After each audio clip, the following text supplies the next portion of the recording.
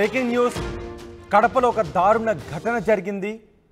ఈ వార్త మిమ్మల్ని కొంత కలవరపాటుకు గురి చేయొచ్చు, కానీ మీకు ఈ వార్తకు సంబంధించిన విషయాన్ని తెలియచేయాలి అని, మీలో అవేర్నెస్ తీసుకొని రావాలి అని ఈ వార్తను ప్రసారం చేస్తున్నాం। 6 సంవత్సరాల చిన్నారిపై బాబాయి అత్యాచారానికి పాల్పడిన ఒక ఘోరమైన ఘటన కడప జిల్లాలో చోటు చేసుకుంది। ఆడుకుంటున్న చిన్నారికి చాక్లెట్ ఆశ చూపించి అత్యాచారానికి పాల్పడ్డాడు బాబాయ్। ఈ ఘటన ఆలస్యంగా వెలుగులోకి వచ్చింది। చక్రాయపేట మండలం అప్పిరెడ్డి గారి పల్లెలో ఈ ఘటన చోటు చేసుకుంది। చిన్నారిని 6 సంవత్సరాల చిన్నారిని మేనత్త వద్ద ఉంచి ఉపాధి కోసం ఇడుపులపాయలో ఉంటున్నారు ఆ చిన్నారి తల్లిదండ్రులు। మేనత్త హాస్పిటల్కి వెళ్లడంతో ఇంట్లో ఎవరూ లేని సమయంలో శివాజీ అనే వ్యక్తి అన్న కూతురిపై అత్యాచారానికి పాల్పడ్డాడు। ఆ తర్వాత ఎవరికి చెప్పొద్దని చిన్నారిని బెదిరించాడు ఆ శివాజీ అనే దుర్మార్గుడు। దీంతో భయపడి తల్లిదండ్రులకు ఎవరికి ఆ చిన్నారి చెప్పలేదు। 2 రోజుల తర్వాత నొప్పిగా ఉంది అంటూ తల్లిదండ్రులకు ఫోన్లో చెప్పింది చిన్నారి। అసలు ఏం జరిగింది అని ఆరా తీయడంతో ఈ ఘోరాన్ని బయటపెట్టింది ఆ చిన్నారి। దీంతో పోలీస్ స్టేషన్కి వెళ్ళి ఫిర్యాదు చేశారు। ఆ చిన్నారికి ప్రస్తుతం వైద్య పరీక్షలు నిర్వహించి కేసు నమోదు చేశారు పోలీసులు। ఒకసారి మా ప్రతినిధి కిషోర్ ఉన్నారు పూర్తి సమాచారం అందించడానికి। కిషోర్, ఈ ఘటన గురించి మీ దగ్గర ఉన్న సమాచారం ఏంటి? ప్రస్తుతం నిందితుడు ఎక్కడున్నాడు?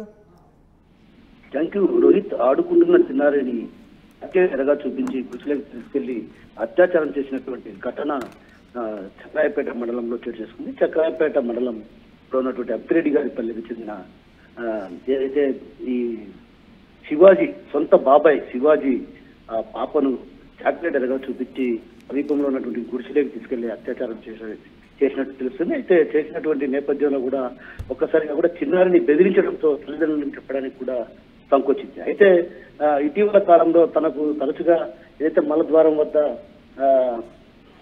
నొప్పి ఎక్కువగా ఉండడంతో భరించలేక ఆ విషయాన్ని తల్లిదండ్రులు చెప్పింది। ఈ విషయంపైన అటు ఆరా తీయగా అటు పూర్తి విషయాన్ని ఆ చిన్నారి చెప్పడంతో కూడా ఒక్కసారిగా కూడా తల్లిదండ్రులు కూడా తీవ్ర ఆవేదనకు చెందారు। ఆ తర్వాత అక్కడ ఉన్నటువంటి సమీపంలో ఉన్నటువంటి పోలీస్ స్టేషన్ వెళ్లి పోలీసులకు ఫిర్యాదు చేశారు।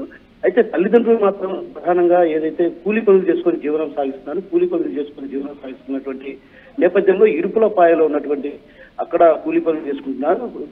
తన కూతురిని మేనత్త ఇంటి వద్ద ఉంచి చదివిస్తున్న తరుణంలో ఈ ఘటన చోటు చేసుకోవడం కూడా అటు తల్లిదండ్రులను తీవ్ర కలిసివేత గురి చేసింది। అయితే మేనత్త హాస్పిటల్కి వెళ్ళిన సమయంలో ఈ ఘటన చోటు చేసుకుంది। అయితే హాస్పిటల్కి వెళ్ళి వచ్చిన తర్వాత కూడా మేనత్త కూడా ఈ విషయాన్ని చెప్పడానికి భయపడింది। ఎందుకంటే తన వరుసకు బాబాయ్ అయినటువంటి బాబాయ్ బెదిరించడంతో ఒక రకంగా భయపడి ఇంట్లో కుటుంబ సభ్యులకు కానీ ఎవరికి విషయాన్ని తెలియజేయలేదు। అయితే ఇటీవల 2 రోజుల క్రితం ఏదైతే తనకు నొప్పిగా ఉందన్నటువంటి విషయాన్ని చెప్పడంతో తల్లిదండ్రులు ఆరాధించిన వెంటనే కూడా అటు తల్లిదండ్రులు ఇద్దరు కూడా ఫోన్లో అక్కడి నుంచి నేరుగా ఏదైతే అప్పిరెడ్డి గారి పల్లెకు చేరుకుని ఆ పోలీసులకు ఫిర్యాదు చేశారు। వేంపల్లె పోలీసులు ఏదైతే చక్రాయపేట పోలీసులు కేసు నమోదు చేసుకుని ఆ తర్వాత ఆమెను వైద్య పరీక్షల నిమిత్తం రిమ్స్కు తరలించారు। అయితే రిమ్స్కు తరలించినందుకు కూడా వైద్య పరీక్షలు నిర్వహించి ఆ తర్వాత నివేదికను వైద్యులు అధికారులకు అందజేశారు। అయితే ఈ వ్యవహారంపై అటు గోప్యంగా ఉంచడానికి ప్రధాన కారణాలైనటువంటి విషయం పైన కూడా అటు పూర్తి స్థాయిలో ఏదైతే పోలీసులు కూడా దర్యాప్తు కొనసాగిస్తారు। మరోవైపు ఈ ఘటన జరగడం కూడా అంటే ఒక రకంగా ప్రధానంగా కడప జిల్లా వ్యాప్తంగా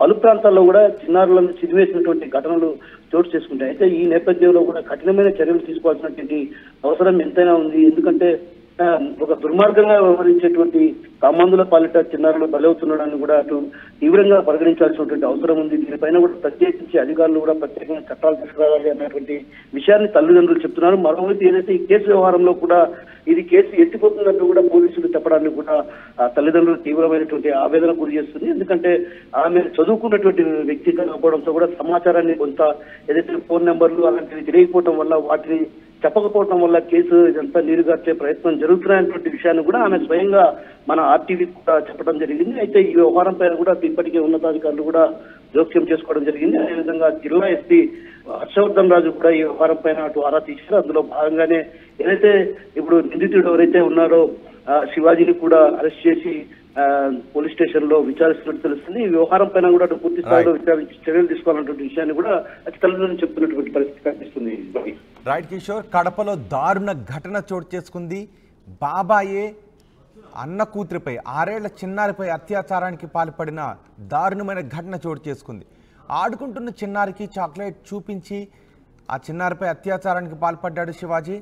తర్వాత నొప్పిగా ఉందంటూ ఆ 6 సంవత్సరాల చిన్నారి తల్లిదండ్రులకు చెప్పడంతో ఆ తర్వాత అసలు విషయాన్ని చెప్పింది. బాబాయే ఇంతటి ఘాతుకానికి పాల్పడ్డాడని. దీంతో పోలీసులకు ఫిర్యాదు చేశారు. పోలీసులు కేసు నమోదు చేశారు. బిఎన్ఎస్తో పాటు పోక్సోలో పలు సెక్షన్ల కింద కేసులు నమోదు చేసి ప్రస్తుతం శివాజీని అదుపులోకి తీసుకున్నట్టుగా తెలుస్తోంది. ఈ దారుణ ఘటన గురించి చిన్నారి తల్లిదండ్రులు మాట్లాడారు. వాళ్ళు ఏం మాట్లాడారో చూద్దాం.